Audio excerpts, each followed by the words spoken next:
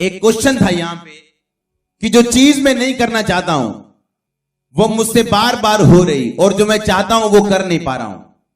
पापा, how I overcome this problem? I am struggling with this situation. मैं lust से, व्यभिचार से 18 साल से पीड़ित हूं। Please help me. पिछले हफ्ते आपने एक वचन सुना होगा इंटरनेट के ऊपर, जब मैंने सुनाया था कि godliness is profitable unto all things. क्यों नहीं चाहता शैतान कि आप गॉडलीनेस में रहो? क्यों नहीं चाहता शैतान कि आप पवित्रताई में रहो? उसे मालूम है जैसे ही आप गॉडलीनेस में जियोगे, आप प्रॉफिट में जियोगे और आपकी लाइफ का हर हिस्सा प्रॉफिटेबल होगा और वो फायदे में जाना शुरू होगा। हालेलुया। कितने इन बातों को समझ रहे हैं? और उसने लिखा कि मैं व्यभिचार से पीड़ित हूं 18 साल से। जो नहीं करना चाहता वही कर रहा हूं, जो मैं करना चाहता हूं वो मैं कर नहीं पा रहा हूं। क्यों? क्योंकि शैतान आपको वो नहीं करने देना चाहता, क्योंकि वो जानता है कि अगर आप पवित्रताई में रहे, अगर आप बाइबल के अनुसार जिए, अगर आपने होलीनेस में आपने जीना शुरू किया, तो आपकी लाइफ सेम नहीं रहने वाली। आप हर तरफ में प्रॉफिटेबल जियोगे, तब आपकी गवाहियां बनेगी और गवाही के साथ शैतान शर्मिंदा होता है, गवाहियों के साथ दूसरों की जिंदगी में काम होता है और ये शैतान नहीं चाहता कि वो हो। Hallelujah. Godliness is profitable unto, अपने पड़ोसी को बोलो फिर से, गॉडलीनेस बोलो भक्ति सब कामों में। अगर आपको ये वचन समझ आ गया, पहला तिमुथियुस 4 उसकी 8 आयत, कि भक्ति सब कामों में लाभदायक है। आपका बिजनेस हो, आपकी मिनिस्ट्री हो, आपकी स्पिरिचुअल लाइफ हो, आपकी मैरिड लाइफ हो। और भक्ति का मतलब अकेला प्रार्थना करना नहीं, भक्ति का मतलब है ऐसे जीना जैसे प्रभु यीशु मसीह जीते थे। गॉडलीनेस में जीना, भक्ति में जीना, जिस तरह कौन जीता था?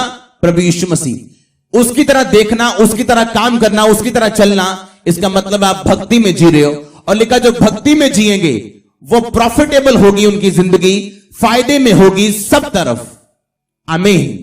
कितने समझ रहे हैं इसे? और इसीलिए उसने कहा कि मैं जो करना चाहता हूं वो मैं कर नहीं पा रहा हूं, जो नहीं करना चाहता हूं वो बार बार कर रहा हूं, क्योंकि शैतान नहीं चाहता आप इन चीजों को करो। और कैसे आप अपनी एडिक्शन से बाहर आ सकते हो, आज मैं वो आपको बताने वाला हूं। अगर आपको व्यभिचार की ताकत है, नशे की ताकत है, कोई भी ताकत आपको अगर घेरती, आप उससे बाहर आ सकते हो। पहली बात, आप जैसे ही अगर आपको व्यभिचार है, जब व्यभिचार का आपको अटैक हो और शैतान आपके दिमाग पे अटैक करे व्यभिचार का, अगर उस टाइम आप कंट्रोल कर लो उसको और उसको डांटो, अगली बार जब व्यभिचार का अटैक शैतान करने के लिए आएगा, उसकी पावर पहले से कम हो चुकी होगी। कितने मेरी बात को समझ रहे हैं? उसने लिखा कि मैं ये नहीं कर पा रहा हूं, ऐसा क्यों? तो पहला जवाब ये, ऐसा इसलिए क्योंकि शैतान जानता है कि एक लाइफ प्रॉफिट में आएगी, उसकी मैरिड लाइफ, उसकी स्पिरिचुअल लाइफ, उसकी सब जिंदगियां जो उसके साथ जुड़ी हैं। अगर आपका बच्चा नशे करता है, आपका भक्ति में जीना उसे प्रॉफिट में लेके जाएगा, नशों से बाहर लेके आएगा। अगर आपका घर ब्रेक है, टूटा हुआ है, तो आपका भक्ति में चलना, पवित्रताई में चलना, गॉडलीनेस में चलना उस घर को फिर से जोड़ेगा। और ये गारंटी है वो घर जुड़ेगा, ये गारंटी आपकी लाइफ गवाही के साथ वापस आएगी, ये गारंटी है प्रभु के वचन से। इसीलिए शैतान नहीं चाहता, इसलिए आप जो नहीं करना चाहते वो कर रहे हो, और जो परमेश्वर चाहता आप करें वो आपसे हो नहीं रहा, क्योंकि शैतान नहीं चाहता आप प्रभु के अनुसार जिए और चले। हालेलुया। और उसने कहा कि मैं इससे बाहर कैसे आऊं? मैं 18 साल से व्यभिचार में हूं। बाहर आने का एक ही तरीका है, बाइबल में लिखा है, जब तू शैतान का सामना करेगा वो तेरे सामने से भाग जाएगा। सामना करने का एक तरीका है, जब शैतान का अटैक आप पे हो, अगर आप व्यभिचार का अटैक होता है या नशे का अटैक होता है या गुस्से का अटैक होता है या किसी भी चीज का अटैक होता है, उस टाइम आपने कंट्रोल करना है उसे।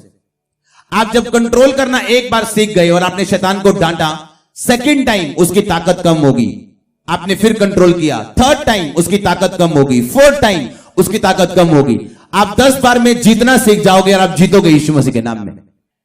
और सेम शैतान है, जब शैतान लोगों पे अटैक करता है वो क्या करता है? वो झूठ के साथ अटैक करते हैं। अगर क्रिश्चियन है, परमेश्वर के भवन में आते हैं, बाइबल पढ़ते हैं, रोजे रखते हैं, फिर भी शैतान उसको ये बताने की कोशिश करता है मैं तेरे अंदर हूं, मैं तेरे अंदर हूं, मैं बहुत भारा हूं, मैं बड़ा हूं, मैं 18 साल से 20 साल तेरे पीछे हूं, तुझे मुझे फलाने बाबे ने भेजा, मैं जाऊंगा नहीं। और अगर वो शैतान पे कब्जा करना सीख जाए, जब एक बार शैतान ने उस पर अटैक किया, वो खेलने के लिए मना करे और डांटे उसको अपने अंदर से कि मैं नहीं खेलूंगा, मैं शैतान तुझे डांटता हूं, मैं तुझे निकालता हूं, second time, third time, fourth time आप शैतान को जाता हुआ और शर्मिंदा होता हुआ देखोगे।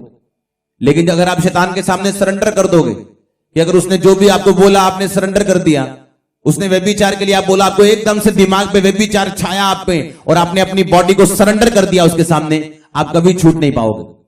आपको छूटना, याद रखो परमेश्वर की ताकत आपके अंदर है, आपको कहीं और से नहीं मिलनी। ऑलरेडी जब आप तौबा करते हो, बाइबल बताती है कि परमेश्वर की ताकत आपके अंदर आती है।